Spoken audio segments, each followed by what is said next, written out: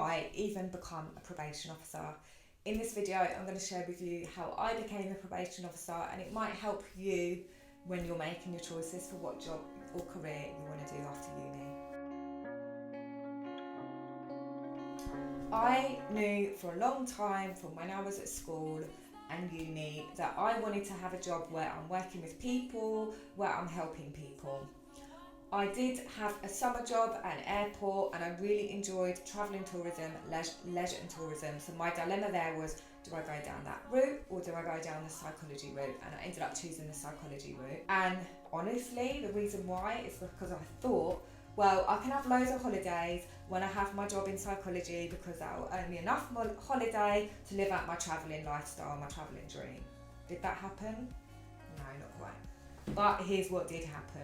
So I went to uni, I studied psychology and criminology. I combined the both, so I done a joint honours because I knew that I wanted both. I knew I definitely wanted to do both of them.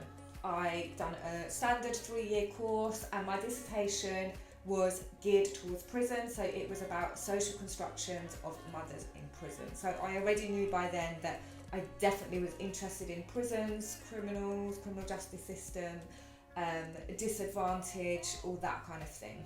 So what did I do after uni? Did I just walk on into that probation officer job? No, I did not. If I'm honest, that is what I thought would happen. I'd be able to walk out of uni with my 2-1 and get myself a job that paid a decent salary and that I was qualified enough for. But like all of you probably right now, I had a reality check, and actually that is not the case. Employers want to see experience, and just by being at uni and having your degree, that is not enough experience to do the job like a probation officer job. So my first couple of jobs, so I already had a job when I was at uni. I was working in the local hotel gym, so I was doing a people-facing role. I then got my first job after that was Costa Coffee. I was working at Costa Coffee for the summer. I didn't even last long enough to stay and work my way up to a barista. I was just kind of doing the tables, cleaning away, doing the dishwasher, all of that. My next job was call centre for Nationwide, so I've done a bit of call centre work. And then I got the job as a receptionist in the local probation office. So did that help my career?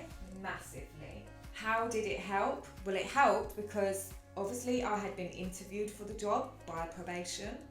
I was now working at probation. I was the first person that anybody saw when I came to probation. So I would sign in the service users, I would liaise with all the different agencies. I really got to know actually what the probation service was, what the job was about, and I knew from then, yeah, I definitely want to do this job. So my next jobs after that, I worked as office admin for probation. So again, when I was in the role, I looked out for other roles where I could increase. So I done the office admin for probation officers. Then I was Crown Court admin, which included also doing magistrates court admin. I also got a job on the side as an unpaid work supervisor, so I would take the service users out on their unpaid work placements, driving the big white transit van. Yeah, that was me. And I also was volunteering for the youth offending service as well on their youth justice panels. So I done a lot of entry-level, low-paid jobs before I even applied to the probation officer trainee scheme. So here's 3 things that you can do if you want to move from where you are now to getting a probation officer job.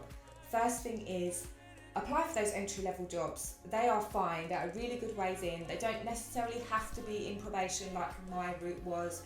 They could be for any organisation, any service that is closely linked with probation, so drug and alcohol services, mental health services, victim services. There are lots. The next thing I've done is I actually asked about the job. So I would ask while I'm working there, people who are doing the job would ask them about the job. I would be observing that. I asked to observe. I went on a prison visit. I went on a visit to a victim's house. So I asked, you ask and you get. And the next thing for how I became a probation officer, I actually relocated for the job because I was not living in London at the time, but the trainee scheme was in London. I did start out travelling for the first 6 months, and in the end I ended up moving to London. So how I became a probation officer. I had an open mind. I was able to travel. You know, I had no children at that time. I had no really commitments or responsibility. So I just moved location. So there we have it, a quick video for you for how I became a probation officer. I've got so many more videos on my channel for you if you are thinking, what do you want to do next after uni?